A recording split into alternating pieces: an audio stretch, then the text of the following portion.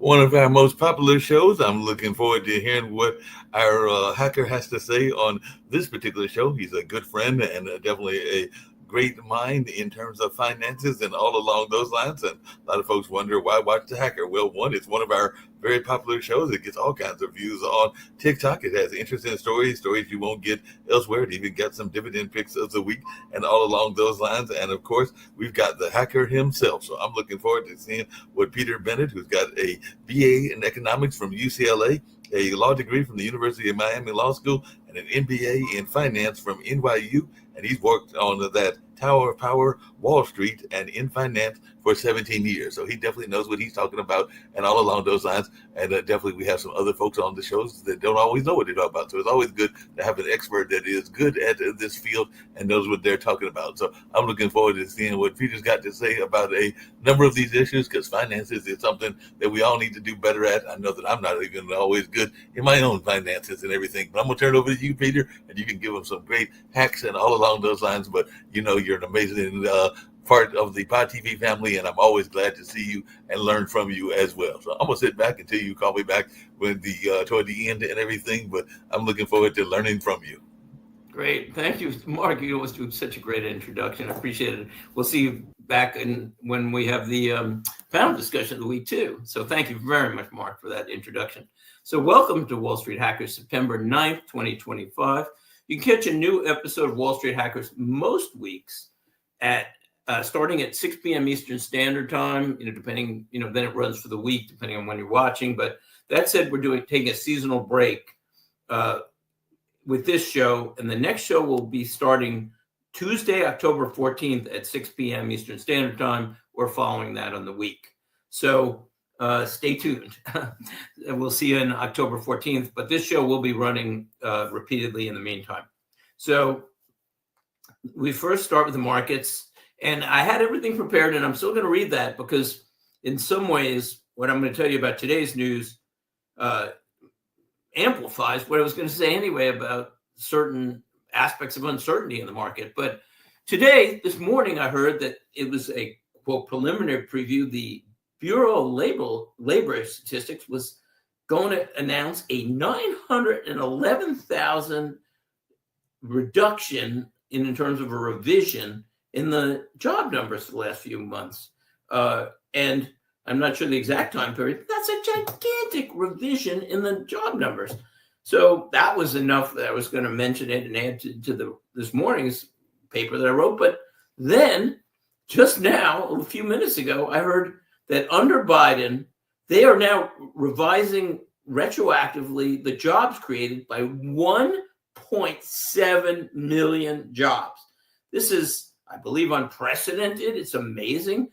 And so there's a few footnotes on that. One is it incompetence that they did this? Their methodology seemed way off. I think they've been way outdated. The other side is some people are saying, well, the Biden claims of creating so many jobs were inflated, and maybe there was political pressure on the BLS. I don't know. There might be an investigation. Whatever it is, doesn't matter. Going forward, because we're more interested in investing in today's politics and world, the implications are pretty large because the Fed has been arguing with President Trump, and President Trump has been arguing to the Fed, I should say, that they need to lower interest rates. And Wall Street Hackers has seen a lot of signs of the economy slowing. And I was personally wondering, how is it that strong when housing sales are down and there's a lot of office vacancies, a lot of problems? And it's not like it's all collapsing. I mean, unemployment, as a footnote, you don't have to get scared, is 4.3%, which is historically low still.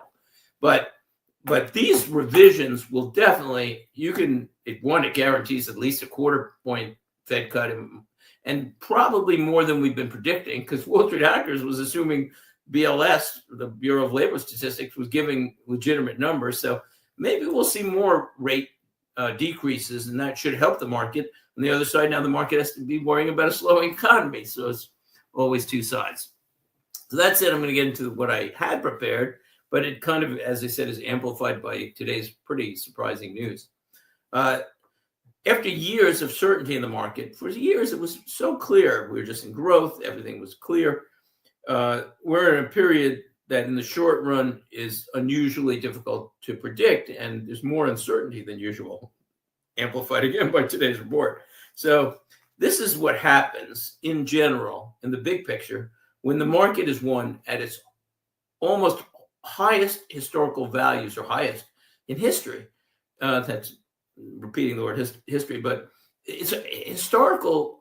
When you're at the historical high, you can't expect quite the same returns as when you're undervalued. The market is probably overvalued.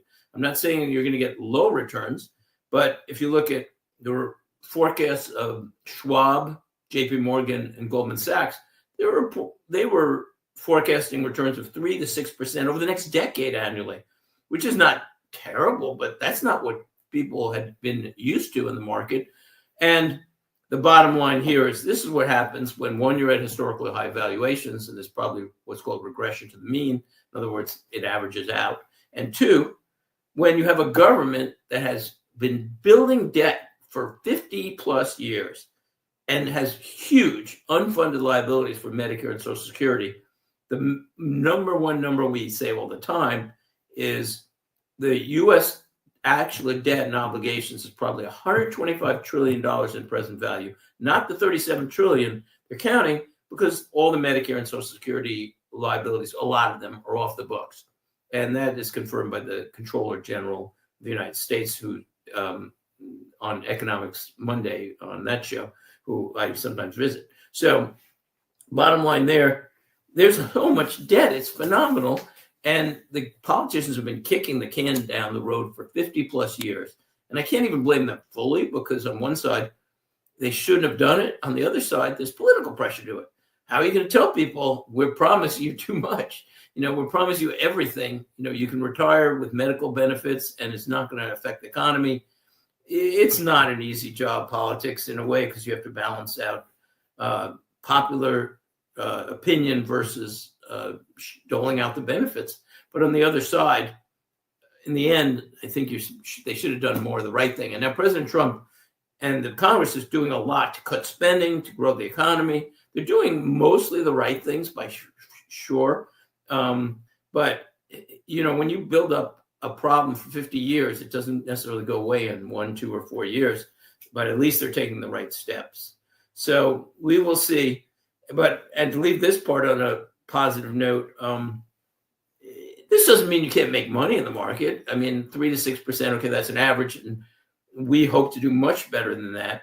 But it also emphasizes that the historical method, which is the Wall Street hackers method, of focusing on income generators, dividend stocks, which far outperform other stocks over studies that have run up to 100 years, and we've talked about it on other shows, is the way to go. You want defensive balance sheets, high cash flows, income generation. Look, if there's massive inflation and you have income generation, at least you can reinvest at higher rates.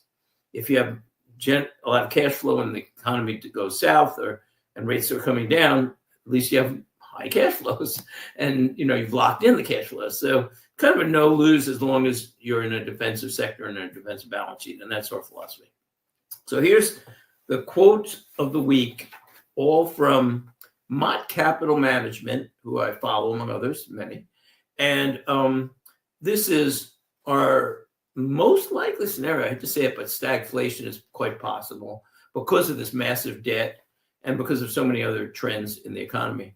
You have demographic trends on one side, like aging population. It's deflationary, but you have inflationary trends like printing money that's going to be happening. So here's the quote. This week, again, selected quotes, this week could bring the Fed's worst nightmare, stagflation. Footnote, this is really true. The July and August jobs report revealed unexpected weakness, shifting market focus from inflation to employment concerns. The footnote is, this was written maybe yesterday, September 7th, 2 days ago, before a 1.7 million revision. It's amazing, but it was right on point anyway. So July and August jobs report revealed unexpected weakness. Again, 4.3% isn't that bad, but it's not going the right way. Massive downward revisions to previous job numbers heightening investor anxiety and confirmed a softer labor market. Those revisions were tiny compared to these. Despite rising inflation forecasts, the Fed is likely to cut rates to support the weakening job market. True, even more so now. And headline and core inflation CPI are expected to rise in August, but the Fed prioritizes economic growth over inflation control for now. That is the dilemma. And that is the scary part. If headline and core CPI is increasing, the economy is slowing down, that easily could be a recipe for inflation. So we will see what happens, but the only other footnote is it's not just the United States. And a lot of money is fleeing the United States in a way, like the dollar's been devalued lately. People are afraid the tariffs are going to hurt us. The tariffs are going to help us. The other countries have been benefiting from tariffs, but the main point here is about debt. You say, oh, no, I need to get out of the United States because we have all these massive unfunded liabilities. Well, guess what? I've looked at countries around the world in South America, in Europe, in Asia, and they're very similar or worse situations. Their retirement plans are very similar in terms of underfunded, like our Social Security is, but they've also promised free, mostly free, I'll say, because only one is really totally free, but mostly free healthcare to aging populations. And somebody, the Comptroller General, former David Walker, argued on his show, which I visited this week, that he said, oh, they'll cut back on benefits. Yeah, you can only do that so much. You promise your population free care, you can cut back a little, but if you cut it all back, there's going to be a revolution in some of these countries. So they're under the gun and they don't have the wealth, at least the United States, to sort of eat it. So I think we're still, as somebody said on the show, the worst horse at the glue factory. I think somebody mentioned that. In other words, all the countries have similar issues and it's going to be a worldwide effect. But I think the United States will weather the storm better than most because of our wealth and because at least we have some funding for Social Security, and the tariff and a lot of things will benefit us. So, most interesting story of the week segment. I was going to do a report on the recent story that 95% of companies using AI are finding it is not profitable at all. But I'm going to save that to October 14th because that'll take a long discussion. But this week I saw something in a Kiplinger magazine, which I like. I think it's great to follow updates on taxes and things like that and follow what's going on, among others. So they were talking about the specifics of the big, beautiful bill, and I caught some specifics about the tax cuts. So obviously we all know, or many people know, there's no tax on tips coming, no tax on overtime. These should be very popular with young people, with people who work overtime and restaurant workers. And also there's no tax on car loan interest. I'm not sure that'll be that popular, but maybe it's fair. But there is a new tax deduction for seniors, which many may have heard of. So here's the actual new rule. Effective for 2025 through 2028. So this is 25, 26, 27, 28, 4 years at least. Individuals who are 65 and older may claim an additional deduction of $6,000. This new deduction is in addition to the current additional standard deduction for seniors. So you get your regular deduction, which went up a reasonable amount this year, and now it's an additional $6,000 for many people. It says that $6,000 senior deduction is eligible per individual, and that's $12,000 deduction for a married couple. The deduction phases out for taxpayers with modified adjusted gross income, which is complicated, but basically it's your adjusted gross income, like from your tax return, with some adjustments like adding muni bond interest, a couple other tweaks maybe. So it phases out if your income is over $75,000 single or $150,000 for joint filers, but that phase out is over a long period. Like for instance, for the joint filers, it's $150 to $250. So a lot of people are going to get extra deductions. This was supposed to be an offset to Social Security taxes, and it will be in effect for at least 3 or 4 years. It should help juice the economy a little by creating some cash flow too. So we'll see, about that effect. But it's certainly going to help a lot of people. Well, next segment, why President Trump or someone in the White House should give me a call segment. Is a short one this week, but the big, beautiful bill was generally well designed in many ways. It really was. I mean, there were a lot of things in it that I thought were good. As a matter of fact, I wrote a report that was 30 pages that was reviewed but not endorsed by the Controller General of the currency, and he didn't make that many changes. Maybe he made in the 30-page report 12 changes, something like that, that were of any substance at all. He didn't say he liked the report because politics, he didn't endorse it. But in any case, they took and used about maybe half the ideas from this 30-page report, but there were a lot of ideas that still could be used.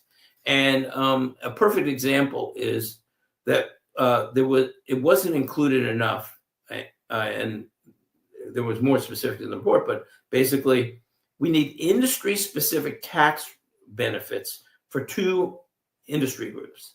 Number one, industries that are necessity-based like food. So we need special tax breaks for food producers to make sure that if interest rates and inflation affect people will have good food supplies, as an example. The other thing is, and this is more specific, we have to look at industries that are interest rate sensitive, more interest rate sensitive, like housing as an example, and stimulate that. Everybody knows we have a housing shortage. I had a specific idea in the report about how to give tax credits to builders who are building more than one house in a 2-year period. And we need to do that. Okay, we get to more concrete thing for the investor. Investments of the week. So normally I talk about one, but I'll explain in a minute. First, disclaimers: Wall Street Hackers is for entertainment only. These are only our opinions. There are no guarantees on any of our suggestions, because there's no guarantees on any suggestions, basically, unless you hold them bond to maturity, which we don't think is a bad idea either. At the moment, consult your financial advisor. So since we're taking the break until October 14th, rather than go into one specific investment, because we'll have plenty of new viewers, especially I think on TikTok, I'm going to go into a general overview of some of our favorite allocations and food for thought for the investor. Number one, MPLX, which is a limited partnership MLP. It does pipelines for natural gas and oil. I love the stock, and it's bizarrely underpriced. I read an article, a comment by one analyst or owner, and he said it's delusionary, like the market is delusionary about this. I can't find another stock like it, but maybe you can, but I wish I could. Anyway, because of the combination of yield, growth in income, and the industry. So it's got a 7.6% yield that's easily covered by cash flow. As a matter of fact, if you add the cash flows from what they're reinvesting, they're probably about a 20% cash flow in terms of that, because they're easily covering their dividend by 1.5 times, and they're reinvesting about the same amount as their dividend. So if you add 7.6, and maybe another 3 or 4, getting close to 20% cash flow. That's unbelievable in what should be a very safe industry, because what they're doing is just pumping natural gas, which is about a third, and oil for cars in the United States. I just can't see anything like it, and I look all the time, obviously. Number two idea is treasuries inside an IRA or Roth IRA. And I'm not saying put it all in there. It depends on your taste for risk. But if the market is going to return perhaps 3 to 6%, nobody really knows, but some of the predictions are that, as I mentioned, over the next decade annually, why not take 4.5%, 4.7% safe bet and use it as a ballast for your portfolio? That's guaranteed money if you go long term. And principal may vary, but you have that cash flow. It's not a bad idea, for diversification, certainly. Idea number 3. This was actually covered in Barron's last week, a week after I talked about it. So there's unusually high returns for municipal bonds relative to interest rates right now. And you're rewarded, in the article, they said, for taking credit risk, which I don't like, or for going long. So long-term general obligation muni bonds, that means the whole entity, like a state, is on the line for the money. So if you go with long-term general obligation muni bonds in safe states, very safe states, I don't know, like Texas, New Hampshire, Washington, Delaware, you can get well over 4% federal tax-free. You have to go long to get that kind, but even if you go shorter, then you're still getting a good tax-free yield, especially if you are making money in other areas and you have a higher tax bracket. These are very safe general obligation bonds. Number 4, smaller allocation to FRT, Federal Realty Trust, which I recommended maybe a month ago. Maybe it's up 8% already, but I still like it a lot. It has a yield of 4.4%. It's a REIT, real estate trust, and it's very safe. I believe extremely safe because it's open air shopping centers, which is the way to go. And it's many have grocery anchors. It has a great dividend history. And so you get a very likely growing dividend starting at 4.4 over the years. It's a small allocation, partly because I just love MPLX so much. If I didn't have that much MPLX, maybe I'd be putting more into FRT, but I personally threw FRT into my IRA. But you win either way, most likely. The point I bring out, too, is that with FRT, what I really like is they go with very, very high income areas. So these are the people who are probably going to be shopping no matter what the macroeconomic economy is doing. You know, if you're in a very wealthy area, people still go out to restaurants. Their lifestyle won't be affected, or they'll be the last ones anyway. So all these are some ideas that can be successful in any macro environment. Hopefully we won't have stagflation, although I think it's quite possible. We won't have inflation, which I think is possible too, unfortunately. But I think you can make money in either, and you have to prepare for anything because nobody can tell you the actual situation. To sum this up, there's never been so much debt on one side. On the other side, you have some very positive forces. AI, which I think is overrated, but it is going to make companies more efficient. And you also have demographics and aging population. I think you also have a lot of boomers and people who are retiring who are underestimating what they'll need to live throughout their lives. And so they may have to cut back eventually. There's so many different factors. We're in the fastest rate of change that, and nobody could argue this, in history, without a doubt. Technology is changing. Demographics are changing. There's geopolitics. There's so much unpredictable. So this is why you want a little diversification and a lot of safety, in my opinion. So we begin with our panel question of the week, and we'll bring on Mark Lee. Mark?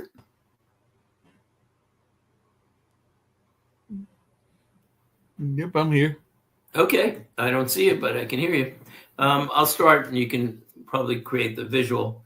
And I was, okay, so here I'll begin. Recently, Charles Gasparino, there you go, wrote an article. He's on TV, sometimes writes articles, called, quote, "Okay, let the lefty win," in which he said, quote, "Just sit tight and let the ill-equipped Maoist Zoran Momdani win in November." Background first. Oh, and the question first, then I'll give you the background, then we'll get Mark on. Question is Gasparino right or wrong? I mean, he's just saying, let Momdani win and sit tight. So here's what the background is. First of all, Momdani's ideas and policies are out of sync with most Americans. There is no doubt about it, although some people love him. He's anti-police. He's soft on crime. You know, he's for cashless bail. He is anti-charter schools, I believe. That's what I've heard. He loves rent control for all. He wants to government-control groceries. He's basically more, in many ways, a communist than a socialist on ideas. He is sharply allied with Bernie Sanders and AOC. But it's not just his communist or socialist leanings that have to be pointed out, but also he has almost no real-world experience. He was born in a very wealthy family, and he's hardly had a job or had a job in his life. So he's just like talking. So here's a perfect example of very recently. He was asked, what about a failed government grocery store in Kansas? And here's his response. He said, for every failed government grocery store, there's someone with an idea to create one. It's like, what? That is so illogical. What he should have said is, no, there's success. But no, he's just saying somebody else has this idea, but it failed. It's like, who could think this? And he has a good chance of being mayor of New York City. So So just to finish what Gasparino said, and then we're going to discuss if Gasparino is right or wrong. Let him unleash, quotes, these are selected quotes, let him unleash his socialist policies on the masses to teach them a valuable lesson, both economic and cultural, about wokeness and progressivism, and more broadly, a stranglehold on the Democratic Party. A fleeing middle class, let Mamdani's policies force businesses and prod more upper and middle class residents to flee. Let the city declare bankruptcy, which will happen if Mamdani gets his way. We can then start from scratch. Detroit did it, and the last time I was there, its downtown was pristine. So, Mark, there's no right answer to this. What do you think? Is Gasparino right or wrong?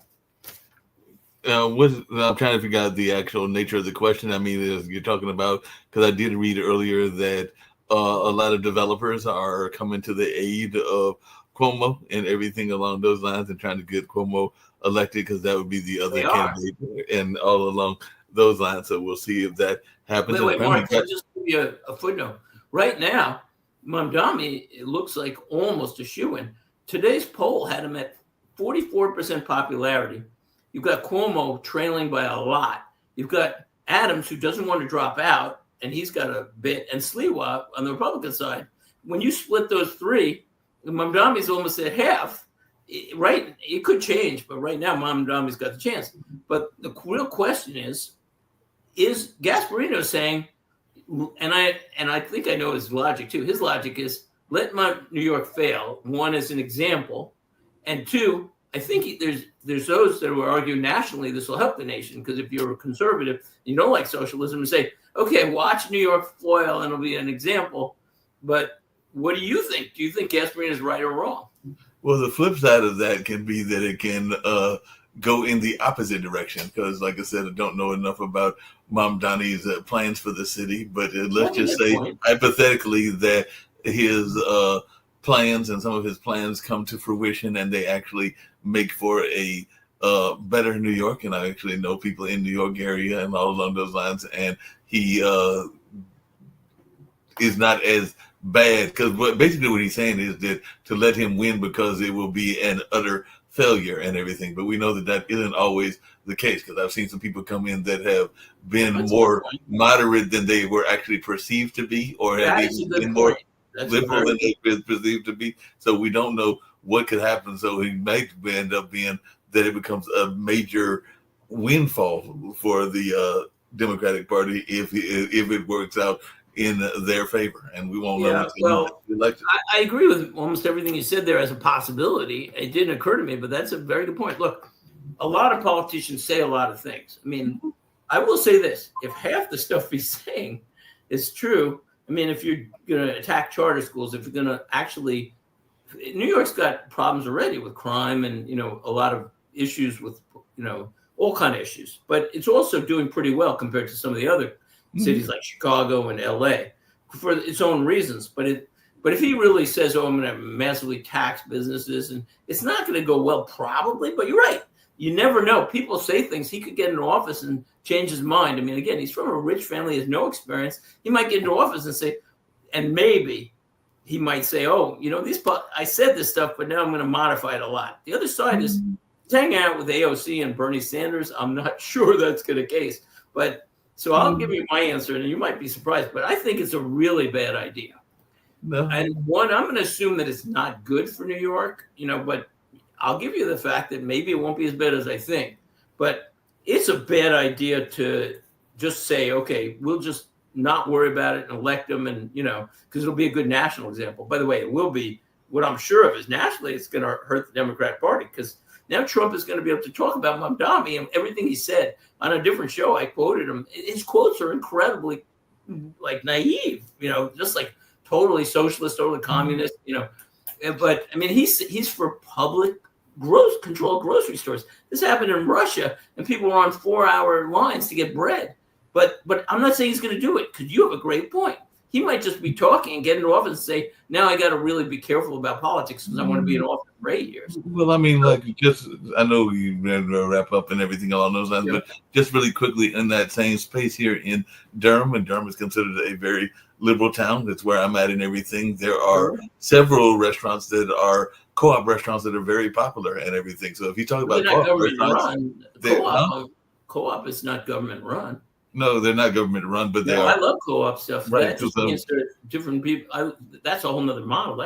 That works. Socialism has a history. Socialism doesn't work, and like I said, he may be thinking about the co-op model and everything. Just really quickly, and I'll just make this point really quickly because I know you've got limited time. But that I have a former mayor here in Durham. I saw him at an event and everything, and he actually had a comment to your point and everything, because I was asking him, I said, is there something that you approved that you wish you hadn't approved? And he looked at me because he's a family friend. It was actually at a family event. It was my dad's birthday party and all along those lines. And he said, yeah, there's some things that I wish that I had not approved. I won't tell you what they are, but there are some things that I wish that I had not approved. Okay. And I'm sure that many politicians are like that. Yeah, there's a chance he'll change his positions, but assuming he doesn't, I'm still think it's a bad idea. And let me explain why. Okay. Because New York's a diverse economy. If he does start bringing it down, and he might not, but there is a risk of that for sure. And I think it's more likely that, you need good management, and it's hard to say, but let's say he starts hurting New York. If he does, which I'll give you, maybe he won't do these things he's saying. But if he does, he's going to start driving business out, and people, as a matter of fact, I'll give you a footnote, people in the real estate values in Connecticut and upstate New York are booming. There's a lot of people moving out of New York now all of a sudden because they're afraid, but that might be a reason why. But anyway, here's the bottom line. There are millions of people whose lives are going to be affected. One, mm-hmm. If New York falls apart, it's going to take a decade. He might start a cycle that can't be broken, but it doesn't make sense to just say, yeah, we'll elect him and not worry about it. So I totally disagree with Gasparino. And even in terms of a national example, I don't think the value is going to be as much as you would think, although I think Trump can play off it, by what he said and what was happening. Because the thing is, if progressive leftists would just Google, does socialism ever work, in thousands of years and hundreds of examples, it's just one more example. Socialism and communism has failed because the governments get so much power, they take over, or they just mismanage things. And the only example that anybody can talk about is the Scandinavian countries. And those countries, one, have so much rich resources. They have fisheries, they have farmland, they have had oil. But what's going to happen now is they've been relying on a lot of cheap oil from the North Sea, but the North Sea has hit peak oil. Norwegian production has been going down since 2004. When they don't have that aid, maybe socialism is going to fail. And plus, so we will see. But the bottom line is, I predict if he's elected, which he probably will be, I think New York will be in a downward spiral. But I don't think it's a good idea. But that's it. You know what? I'll eat my words if he doesn't do these crazy things. But if he does half of them, I think we've got issues. I think you'd agree on some of the issues. Like, look, one last one. I'll just ask you now, just out of curiosity. Cashless bail for criminals. That's a big thing in New York, and he's in favor of it. It's like, so you're a criminal, maybe you've been, committed 15 crimes, and this is a turnstile of crime. The same guy gets in and out, and now you're going to trust the guy to come back? I think bail's you agree with cashless bail or not? Not so much cashless bail, but I have seen some bail models where they have had people get out or help their bail funds reduced, or definitely even done some bail programs and things along those lines.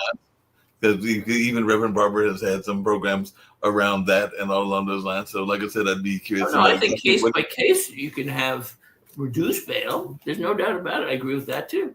But I don't think everybody. Look, I don't think everybody should have cashless bail. It's like I don't want to trust a murderer, a kidnapper, whatever. If you get bail, whatever. But just really quickly, I know that even here in Durham, like I said, Durham's a very liberal town. There were times where women that were incarcerated, particularly like around Mother's Day and everything like that, they had some bail programs where they were allowed out because of some of their situations and a lot That's of different. That's temporary release. That's another thing. But all right, you know what? That was good discussion, Mark. And you made a very good point. I'll leave it for you about maybe Mamdani won't do all this stuff, or maybe he'll be successful. You never know. It's always hard to predict the future. As to paraphrase Yogi Berra, the hardest thing to predict is the future, something like that. Anyway, we'll be back October 14th. Thanks, Mark, and thanks for watching. As Kim always says, get healthy, get wealthy, and we'll see you in about 4 weeks. Thanks, Mark. See you. No problem. Bye-bye. Bye.